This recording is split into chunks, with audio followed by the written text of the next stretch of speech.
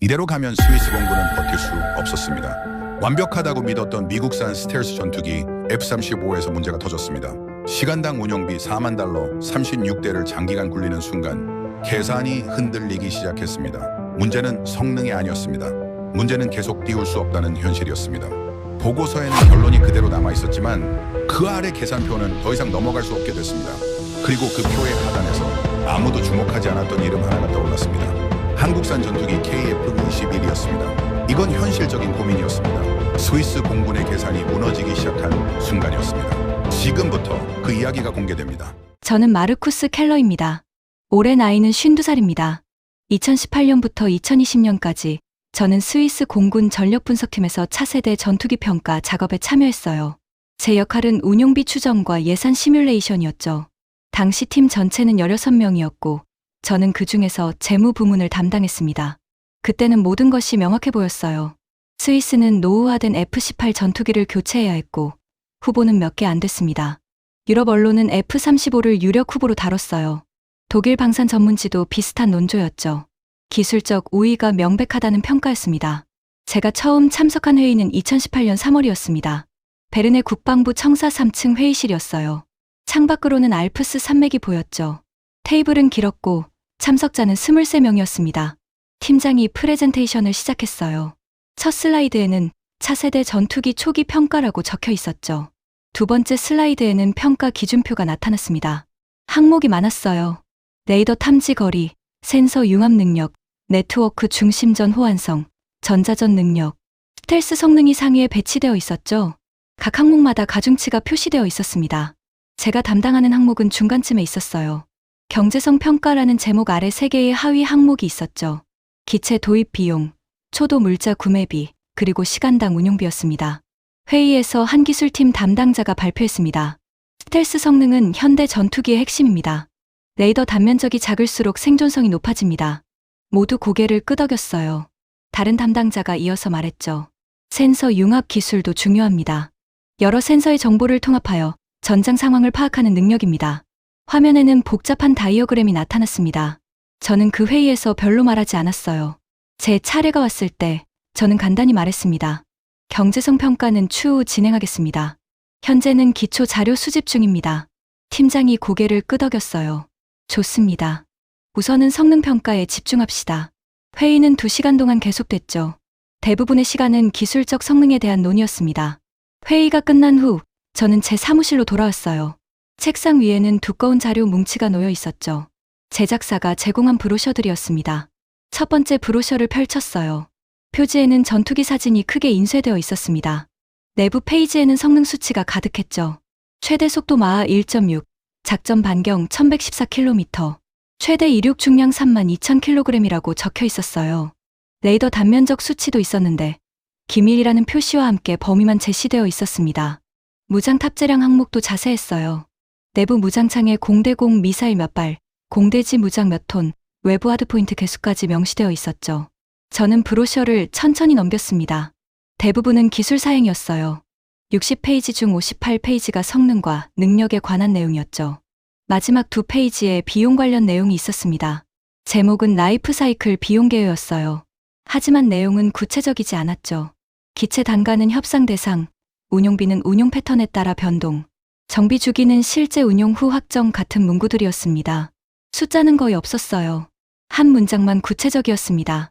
시간당 비행 비용은 약 3만 달러에서 4만 달러 범위로 추정됨. 단, 이는 대규모, 운용 시 평균 치임. 저는 그 문장에 형광펜 표시를 했어요. 대규모 운용 시라는 조건이 눈에 들어왔죠. 스위스 공군의 규모는 대규모가 아니었습니다. 2018년 5월, 첫 번째 중간 보고서 작성 지시가 내려왔습니다. 각 팀은 자신의 담당 분야를 정리해야 했어요. 저는 일주일 동안 보고서를 썼습니다. 12페이지 분량이었어요. 그중 9페이지는 기체 도입 비용과 초도 물자 구매비 추정이었죠. 기체 가격은 제작사 견적을 기준으로 했습니다. 대당 약 7천만 달러에서 8,500만 달러 범위라고 적었어요.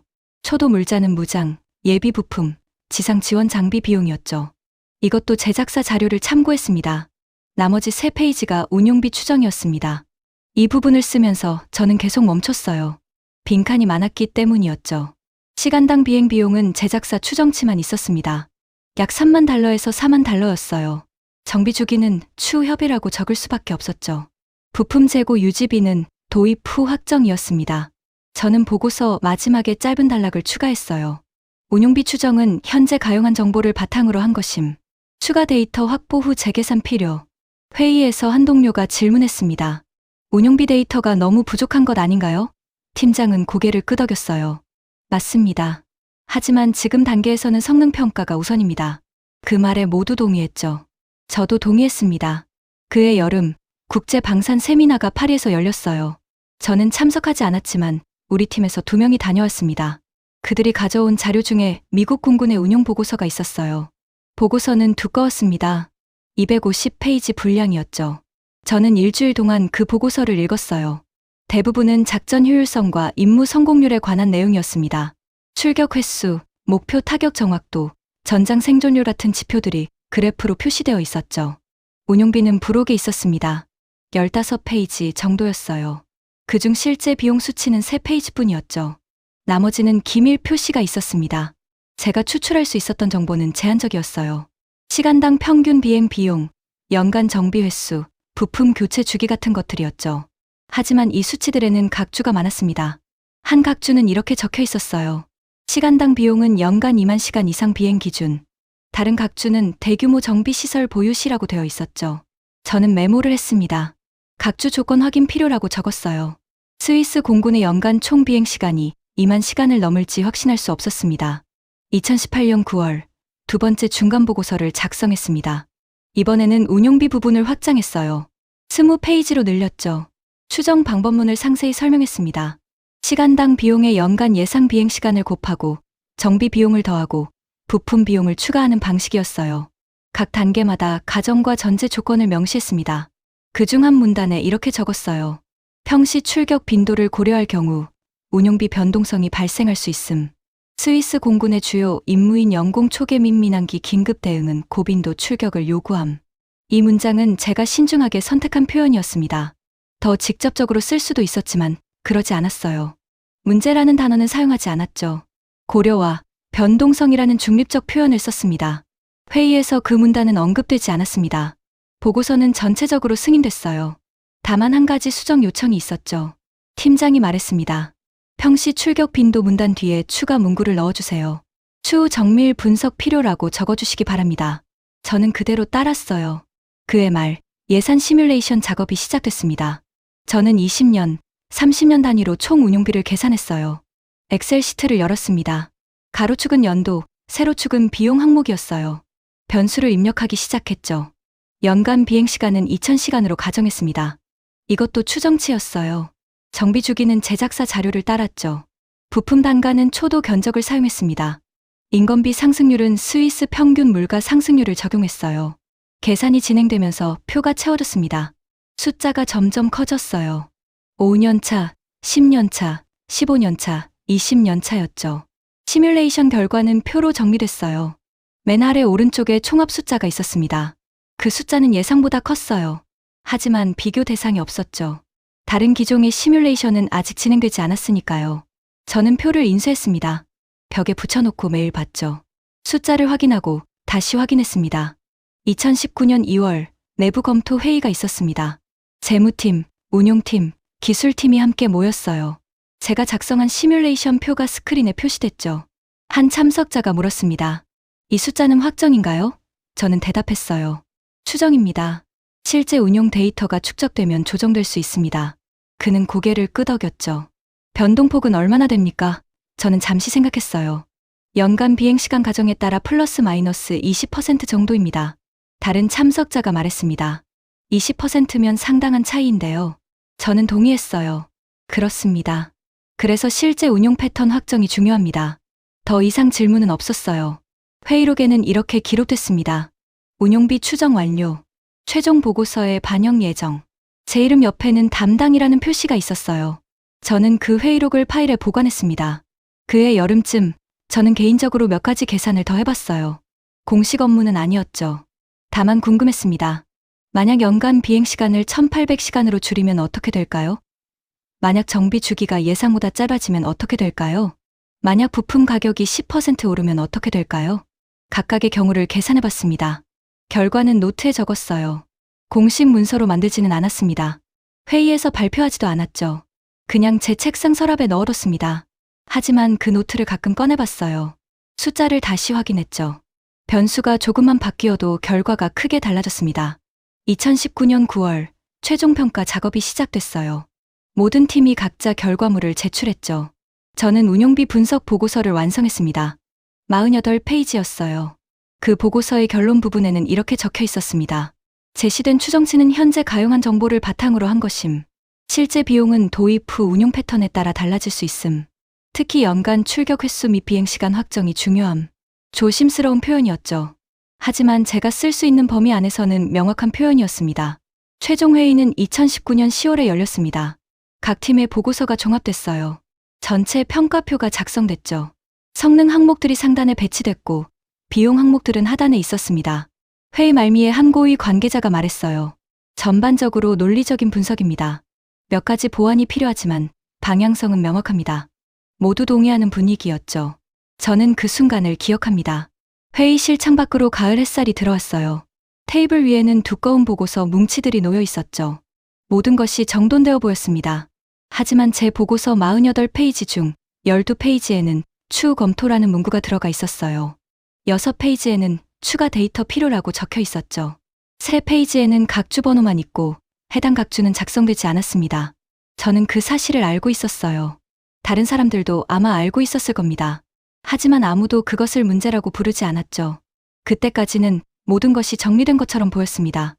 2020년 2월 새로운 분석 요청이 들어왔습니다. 요청서에는 간단하게 적혀 있었어요. 운용비 항목 재검토 필요. 담당자 이름 옆에 제 이름이 표시되어 있었죠. 특별한 설명은 없었습니다. 저는 1년 전 작성했던 보고서를 다시 꺼냈어요. 48페이지였죠. 그중 운용비 추정 부분은 20페이지 정도였습니다. 각주가 많았어요. 추후 검토, 추가 데이터 필요 같은 표현들이었죠. 이번에는 각주를 본문으로 옮겨야 했습니다. 새 보고서 제목은 장기 운용비 분석이었어요. 별도 문서로 분리됐죠. 가장 먼저 다시 계산한 건 시간당 운용비였습니다. 이전 보고서에서는 약 $30,000에서 $35,000 범위라고 적었었어요. 이번에는 그 범위를 더 세분화했죠. 새로운 계산표를 만들었습니다. 연료비, 정비비, 부품비, 인건비가 나열됐죠. 맨 아래에는 시간당 합계가 표시됐습니다. 수치를 입력하면서 저는 한 가지를 확인했어요. 연간 비행시간 가정이 중요하다는 사실이었죠. 만약 연간 2,000시간이라면 총 비용은 일정 수준이었습니다. 하지만 2,500시간이라면 누적 비용이 더 빠르게 증가했어요. 3,000시간이라면 증가율은 더욱 가팔랐죠. 스위스 공군의 임무 특성 자료를 다시 검토했습니다. 영공 초계, 민항기 긴급 대응, 훈련 비행이 주된 임무였어요. 이 임무들은 대부분 평시에 이뤄졌죠. 과거 10년간의 출격 기록을 분석한 자료가 있었습니다. 연간 평균 출격 횟수는 약 400에서 500회라고 적혀 있었어요. 출격 한 번당 평균 비행 시간은 약 4시간에서 5시간이었죠. 저는 계산기를 꺼냈습니다. 500회 곱하기 4시간은 2000시간이었어요. 500회 곱하기 5시간은 2500시간이었죠. 단순한 곱셈이었습니다. 하지만 이 숫자를 예상 그래프에 입력하면 결과가 크게 달라졌어요. 2000시간과 2500시간, 겨우 500시간 차이였지만 20년 누적으로 계산하면 격차가 벌어졌습니다. 2020년 4월 중간 보고 회의가 있었어요. 저는 새로 작성한 계산표를 제출했습니다. 화면에 그래프가 표시됐죠. 한 참석자가 물었어요. 이 그래프에서 가장 가파른 구간이 어디입니까? 저는 포인터로 화면을 가리켰습니다. 5년차부터 10년차 사이입니다. 정비 주기와 부품 교체가 집중되는 시기입니다. 그는 고개를 끄덕였어요. 예상 범위 아닌가요? 저는 잠시 머뭇거렸죠. 현재 가정 기준으로는 그렇습니다. 다만 출격 빈도가 변동되면 범위도 조정됩니다. 회의실이 조용해졌어요. 다른 참석자가 말했습니다. 출격 빈도는 이미 설정되어 있지 않습니까? 저는 조심스럽게 대답했죠. 추정치입니다. 실제 운용 패턴에 따라 달라질 수 있습니다. 또 다른 참석자가 물었어요. 그렇다면 최소 시나리오와 최대 시나리오를 모두 제시할 수 있습니까? 저는 고개를 끄덕였습니다. 가능합니다. 추가 작업이 필요하지만 가능합니다. 회의록에는 이렇게 기록됐어요. 운용비 재검토 완료. 단, 출격 빈도 변수 추가 고려 필요. 시나리오별 분석 추진. 제 이름 옆에는 후속 분석 담당이라는 표시가 있었습니다. 그해 여름, 저는 시나리오별 계산을 시작했어요. 시나리오 A는 연간 2000시간 기준이었죠. 시나리오 B는 2500시간, 시나리오 C는 3000시간이었습니다. 각 시나리오마다 20년 누적 비용을 계산했어요. 엑셀 시트가 3개 만들어졌죠. 작업하는데 3주가 걸렸습니다.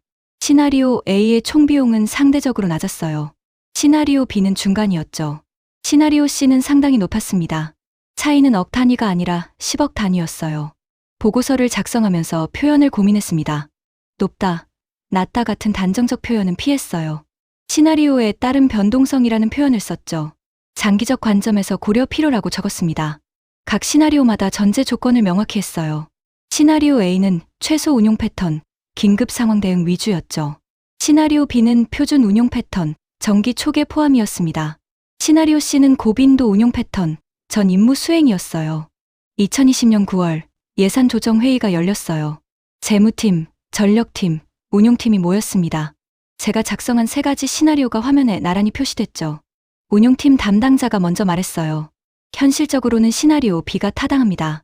우리 임무 특성상 연간 2500시간은 필요합니다. 연공 초계만 해도 연간 300회 이상 출격합니다. 재무팀 담당자는 다른 의견이었죠. 예산 관점에서는 시나리오 A가 안정적입니다. 2500시간은 부담이 큽니다. 전력팀 담당자가 말했습니다. 그러나 시나리오 A로는 우리가 요구하는 대응 태세를 유지할 수 없습니다. 긴급 출동만으로는 부족합니다. 논의가 이어졌어요. 1시간이 넘게 계속됐죠. 하지만 결론은 나지 않았습니다. 팀장이 말했습니다. 두 의견 모두 타당합니다. 추가 검토가 필요합니다. 다음 회의에서 다시 논의하겠습니다. 회의는 그렇게 끝났어요. 저는 그날 회의 후 한참 동안 책상에 앉아 있었습니다. 창밖이 어두워지고 있었어요. 제 앞에는 3개의 표가 놓여 있었죠. 각각의 표는 명확했습니다. 숫자도 정확했어요. 계산 과정도 검증되었죠. 하지만 어느 것이 맞는 시나리오인지는 아무도 말하지 않았습니다. 2021년 초 기체 가격 자료가 업데이트됐습니다. 제작사에서 새로운 견적서를 보냈어요. 대당 가격 범위는 약 7,500만 달러에서 8,500만 달러였죠. 이전 자료보다 약간 올랐습니다. 하지만 큰 차이는 아니었어요. 환율 변동과 물가 상승을 고려하면 예상 범위 아니었죠. 제가 주목한 건 다른 부분이었습니다. 견적서 하단에 작은 글씨로 적힌 문장이었어요. 장기 유지 계약 별도 협의 가능. 세부 조건은 계약 시점에 확정. 저는 그 문장을 몇 번 읽었어요. 별도 협의라는 표현이 정확히 무엇을 의미하는지는 명시되지 않았습니다. 추가 비용이 발생할 수 있다는 뜻인지, 할인이 가능하다는 뜻인지 알 수 없었죠. 내부 회의에서 이 문장에 대해 질문했어요. 별도 협의가 구체적으로 무엇을 의미합니까? 담당자는 고개를 저었습니다. 아직 확정되지 않았습니다. 계약 단계에서 논의될 예정입니다. 저는 노트에 메모했습니다. 유지 계약 조건 불명확, 비용 변동 가능성. 이것도 보고서에 반영해야 할 항목이었어요. 저는 보고서에 이렇게 적었어요. 유지 계약 조건 미확정, 추후 비용 변동 가능성 존재, 계약 시점 조건 확인 필수. 매우 조심스러운 표현이었죠. 그해 봄, 새로운 데이터가 도착했습니다. 타국 공군의 운용 보고서였어요. 직접적인 비교 자료는 아니었습니다. 다만 참고용으로 제공된 것이었죠. 보고서에는 고빈도 출격 시 유지비 증가 경향이라는 문단이 있었어요. 그래프도 함께 있었습니다. 가로축은 연간 출격 횟수, 세로축은 시간당 평균 유지비였죠. 그래프는 직선이 아니었습니다. 곡선이었어요. 출격 횟수가 적을 때는 완만하게 증가했지만 특정 지점을 넘어서면 기울기가 가팔라졌죠. 저는 그 그래프를 제 계산표에 반영했어요. 출격 횟수와 유지비 간 비선형 관계를 추가했습니다. 계산이 더 복잡해졌지만 더 정확해졌어요. 새로운 계산 결과는 이전과 조금 달랐습니다. 시나리오 C의 비용이 예상보다 더 높게 나왔어요. 비선형 효과 때문이었죠. 2021년 6월 전체 평가 회의가 열렸습니다. 모든 부서의 보고서가 종합됐어요. 제 보고서는 예산 분석 섹션에 포함됐죠. 회의 중반, 한 고위 관계자가 말했습니다. 전반적으로 감당 가능한 수준입니다. 다른 관계자가 대답했어요. 장기적으로는 부담이 될 수 있습니다. 두 사람은 같은 표를 보고 있었습니다. 같은 숫자를 보고 있었어요. 하지만 해석은 달랐죠. 세 번째 관계자가 말했습니다. 어느 시나리오를 기준으로 판단하는지가 중요합니다. 네 번째 관계자가 고개를 끄덕였어요. 그렇습니다. 그것이 핵심입니다. 하지만 그 회의에서도 시나리오는 선택되지 않았습니다. 회의록에는 감당 가능과 장기적 부담이라는 문장이 한 페이지에 함께 있었어요. 모순처럼 보였지만 둘 다 공식 기록이었습니다. 저는 그 회의록을 보면서 이상한 느낌을 받았어요. 정확히는 느낌이라기보다 무언가 정리되지 않았다는 인식이었죠. 숫자는 모두 계산됐습니다. 표도 완성됐어요. 그래프도 그려졌죠. 시나리오도 3가지나 준비됐습니다. 하지만 그 숫자가 무엇을 의미하는지, 우리가 어떻게 받아들여야 하는지는 결정되지 않았습니다.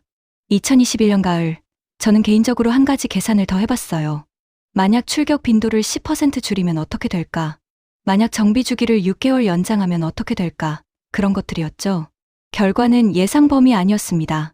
비용은 줄었어요. 하지만 그만큼 가용 시간도 줄어들었죠.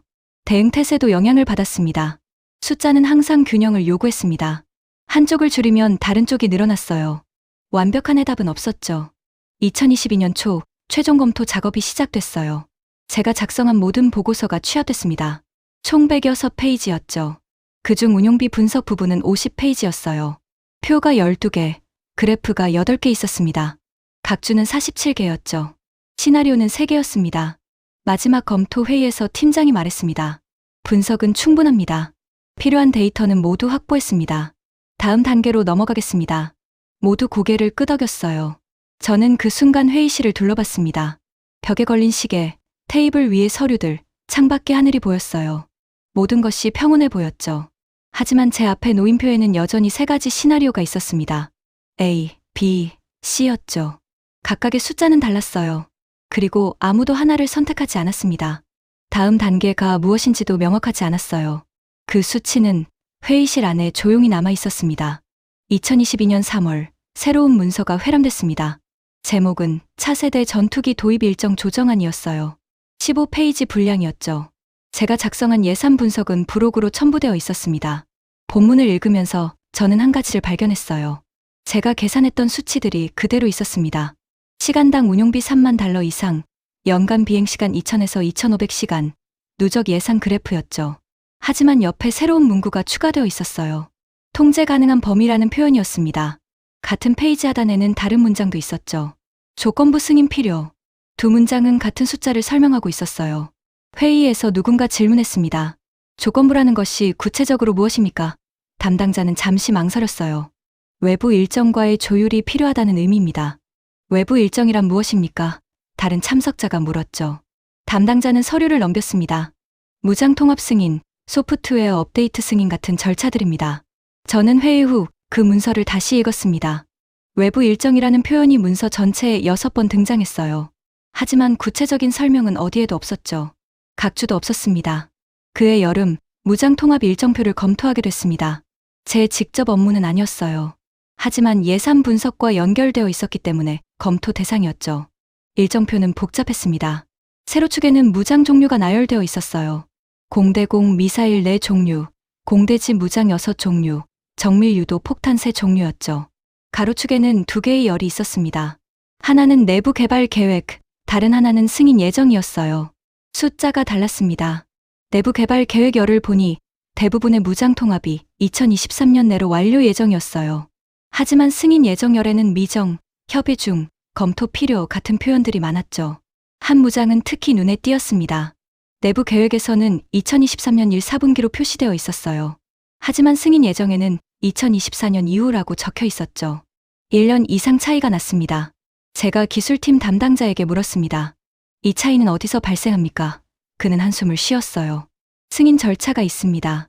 제작사의 기술 이전 승인, 제3국의 수출 허가, 우리 내부의 통합 시험이 모두 필요합니다. 그 절차는 얼마나 걸립니까? 제가 물었죠. 경우에 따라 다릅니다라고 그는 대답했어요. 빠르면 6개월, 길면 2년까지도 걸릴 수 있습니다. 저는 그 대화를 메모했습니다.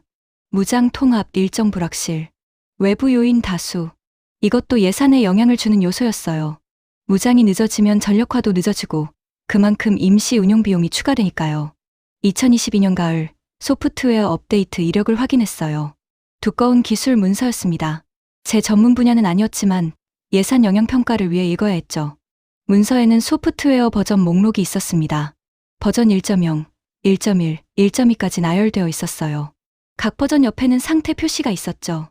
버전 1.0은 완료였습니다. 버전 1.1은 진행 중이었어요. 그런데 버전 1.2에는 다른 표시가 있었죠. 외부 승인 대기였습니다. 그 버전은 6개월째 같은 상태로 남아 있었어요.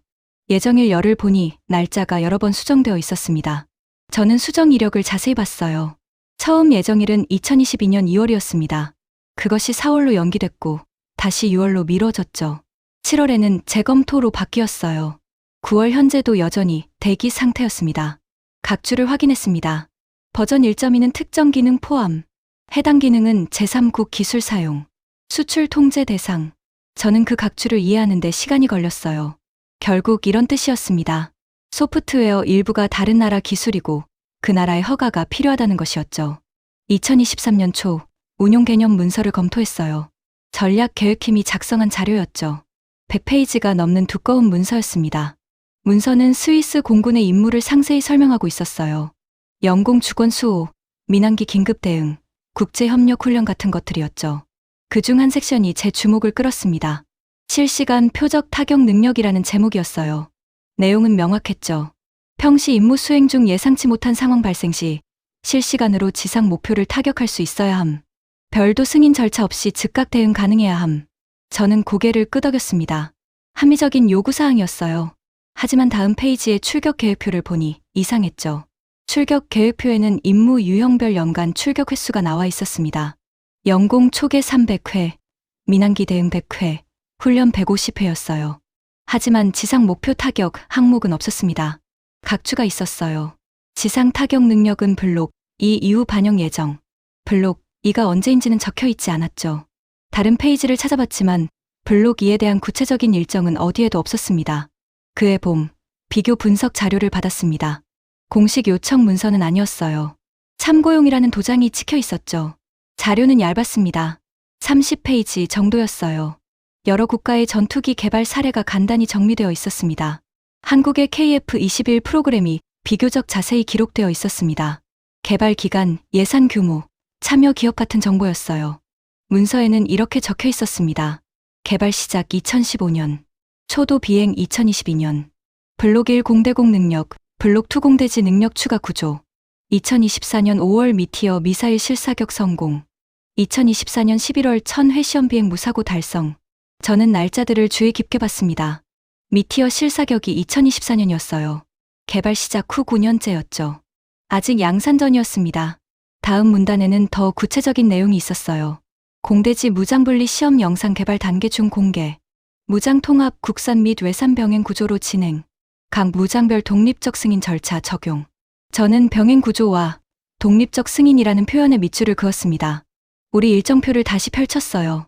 우리는 모든 무장이 하나의 통합 절차를 따르고 있었죠.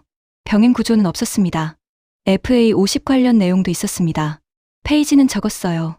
4페이지 정도였죠. 경량 다목적 전투기. 필리핀 2017년 실전 투입. 태국 운용 중. 폴란드 48대 도입 계약 체결. 시간당 운용비 약 $8,000 범주. 평시 고빈도 출격 임무에 적합. 제가 계산했던 시간당 $30,000 이상과 비교하면 3분의 1 수준이었어요. 하지만 임무 범위도 달랐겠죠. 직접 비교는 어려웠습니다.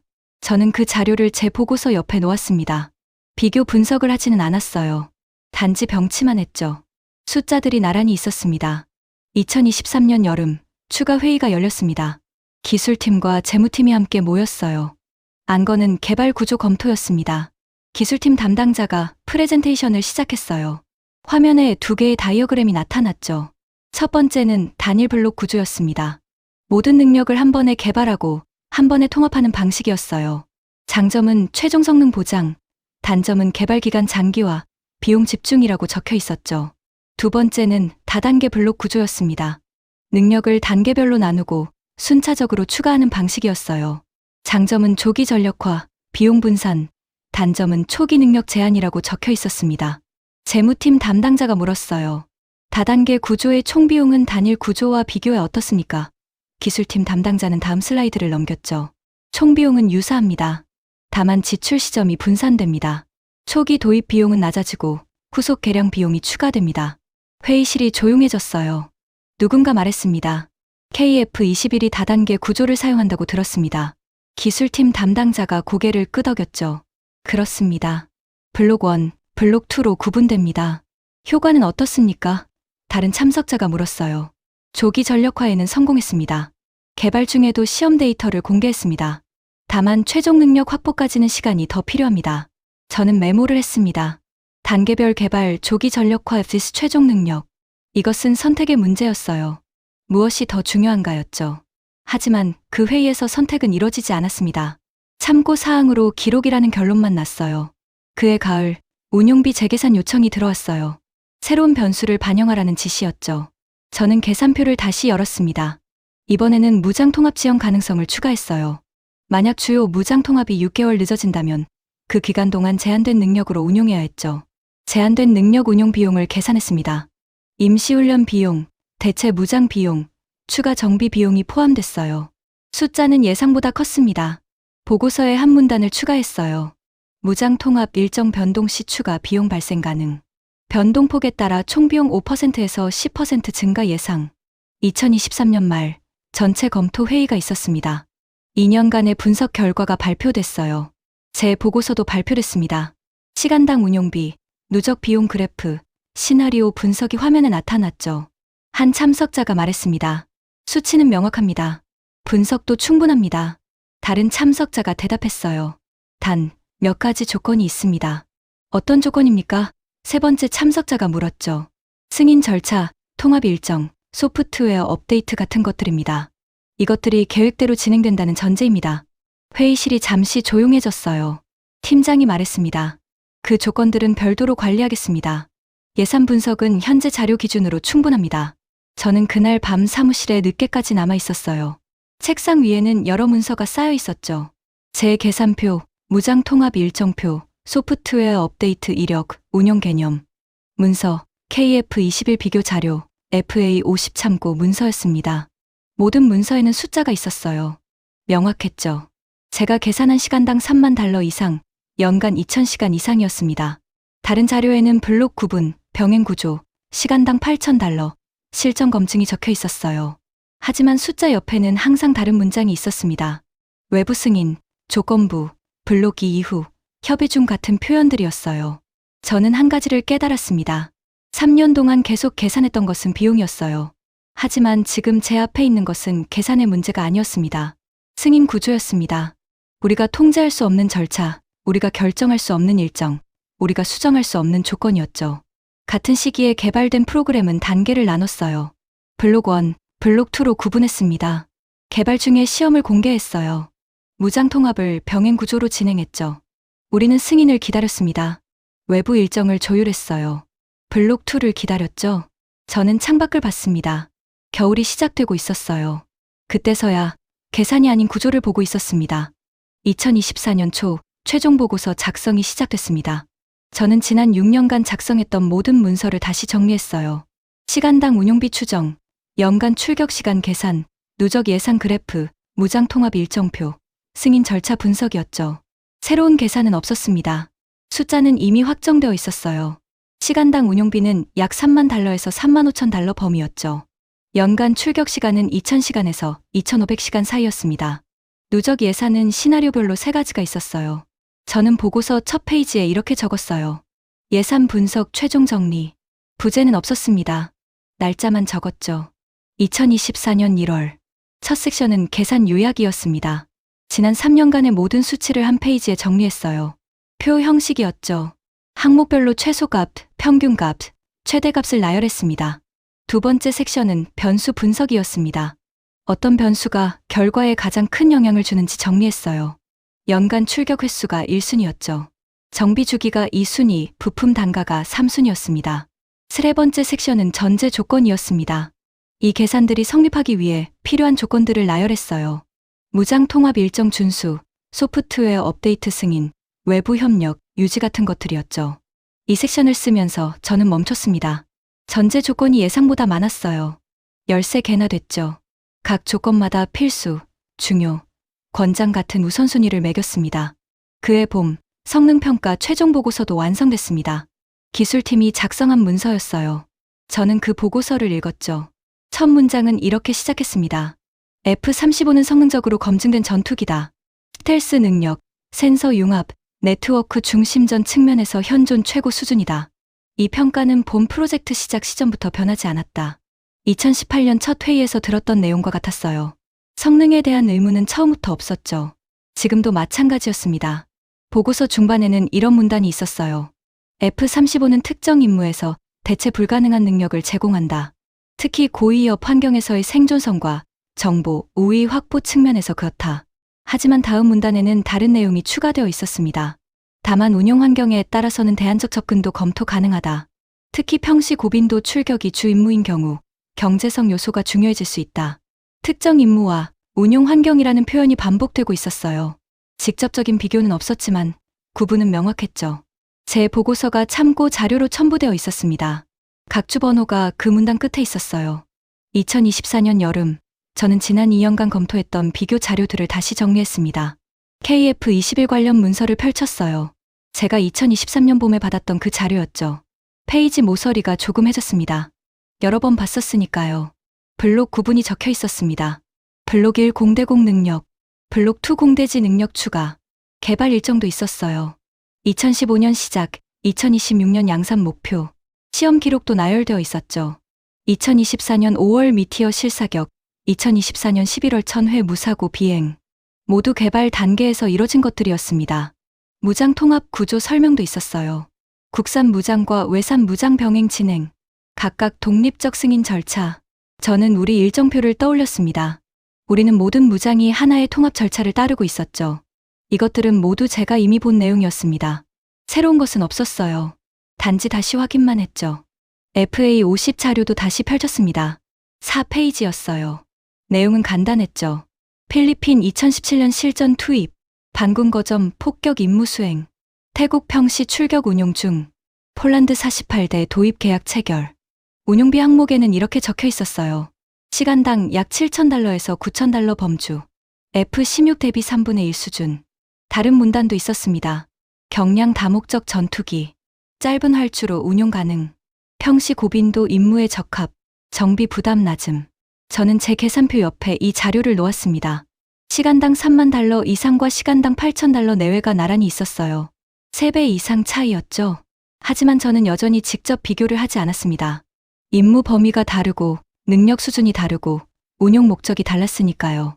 단지 숫자를 병치만 했습니다. 메모를 하나 더 추가했어요. FA50 운용 국가의 상위 기종 확장 경로. 폴란드는 F-35도 도입하고 있었고 필리핀은 더 큰 전투기를 검토 중이라는 기사를 봤었거든요. 2024년 가을, 특이한 문서가 회람됐습니다. 대외협력팀이 작성한 자료였어요. 제목은 최근 관찰된 국제 동향이었죠. 내용은 조심스럽게 작성되어 있었습니다. 특정 국가 실무진의 기술문의 증가, 시제기 관련 질의 증가, 시험 데이터 관련 문의 증가, 구체적인 국가 이름은 없었어요. 하지만 통계는 있었죠. 전년 대비 3배 증가, 특히 유럽 지역에서 증가세 뚜렷. 어떤 기종에 대한 문인지도 명시되지 않았습니다. 다만 이런 문장이 있었어요. 블록 구조 개발 방식에 대한 질의 다수, 병행 전력 운용 개념에 대한 문의 다수. 다른 문단도 있었습니다. 시승 요청 건수 증가, 비공개 기술 브리핑 요청 증가, 운용 국가 방문 요청 증가. 마지막 문단은 이랬습니다. 상기 동향은 관찰 단계임, 계약이나 협상 단계 아님. 참고 사항으로 기록. 저는 그 문서를 읽으면서 흥미로웠어요. 관찰 단계라는 표현이 의미심장했죠. 무언가 움직이고 있다는 뜻이었지만 아직 형태는 분명하지 않다는 뜻이기도 했습니다. 2025년 초 제 보고서가 최종 검토를 받았습니다. 고위 관계자들이 모인 회의였어요. 저는 발표를 했죠. 화면에 주요 수치들이 표시됐습니다.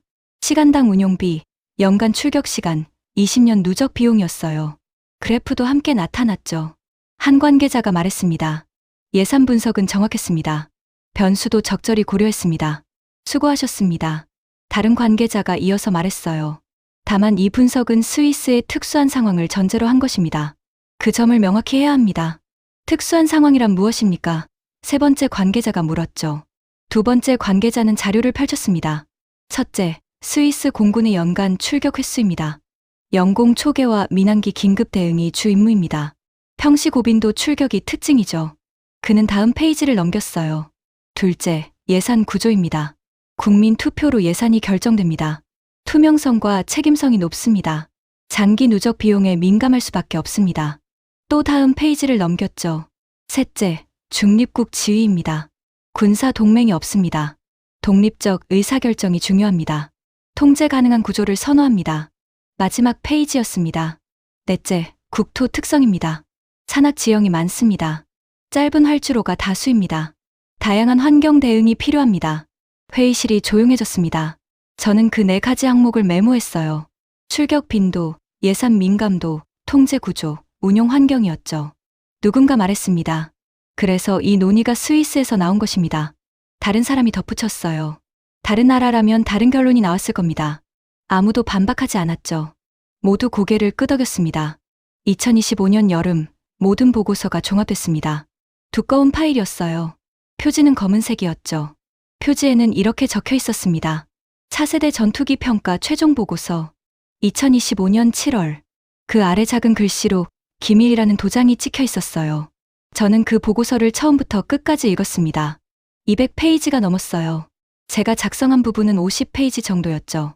나머지는 다른 팀들이 작성한 것이었습니다. 성능평가 섹션을 먼저 읽었어요. 결론은 명확했습니다. F-35는 기술적으로 최고 수준의 전투기다. 스텔스, 센서 융합, 네트워크 능력에서 비교 대상이 없다. 특정 고위협 임무에서는 대체 불가능하다. 이 평가는 2018년과 달라지지 않았어요. 성능에 대한 의문은 처음부터 끝까지 없었습니다. 하지만 다음 섹션에는 다른 내용이 있었죠. 운용 조건 분석이라는 제목이었습니다. 평시고빈도 출격 조건에서는 경제성 요소가 중요해진다. 시간당 운용비와 연간 출격 횟수의 고비 장기 예산에 결정적 영향을 준다.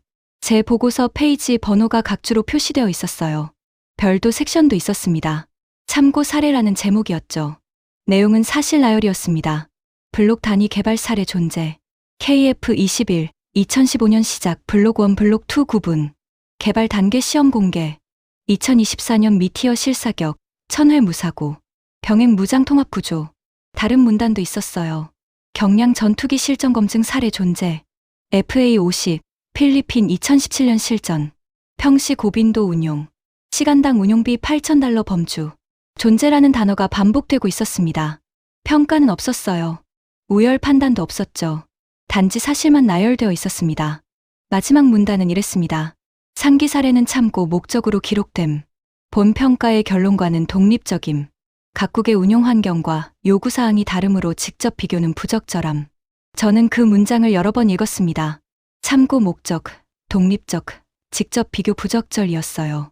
매우 조심스러운 표현이었죠. 하지만 그 사례들이 보고서에 포함되어 있다는 사실 자체가 의미가 있었습니다. 누군가 그것들을 기록할 필요가 있다고 판단했다는 뜻이니까요. 2025년 가을, 저는 퇴직 준비를 시작했습니다. 30년간의 공직 생활이 끝나가고 있었죠. 48살에 시작해서 78살이 됐습니다. 마지막 출근일은 9월 30일이었어요. 가을 햇살이 밝았죠. 저는 사무실에서 책상을 정리했습니다. 서랍 안에는 오래된 보고서들이 있었어요.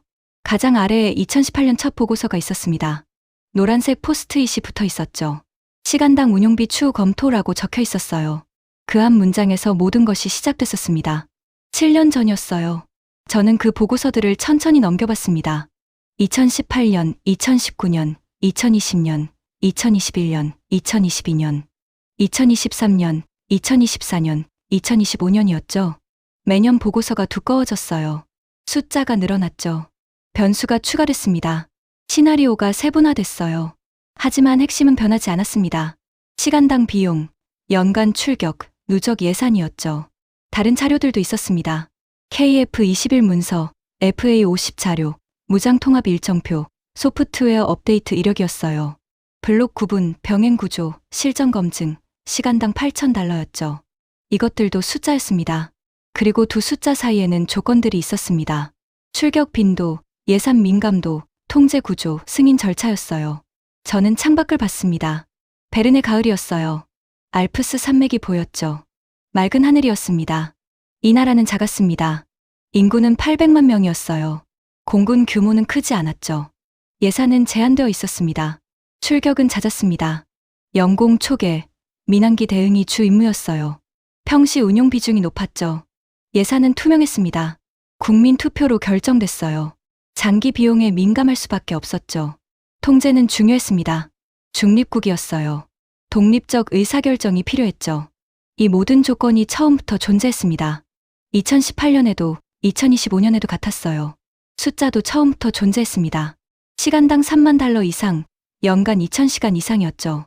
다른 숫자도 존재했습니다. 블록 9분, 시간당 8,000달러, 실전 검증이었어요. 그리고 그 숫자들 사이의 거리도 존재했습니다. 저는 마지막 파일을 닫았습니다. 서랍을 정리했어요. 열쇠를 책상 위에 놓았죠. 다른 나라였다면 다른 이야기가 나왔을 겁니다. 예산이 크거나 출격이 적거나 통제가 덜 중요했다면요. 하지만 여기는 스위스였습니다. 조건들이 존재했어요. 숫자들도 존재했죠. 그래서 이 이야기는 이곳에서 나올 수밖에 없었습니다.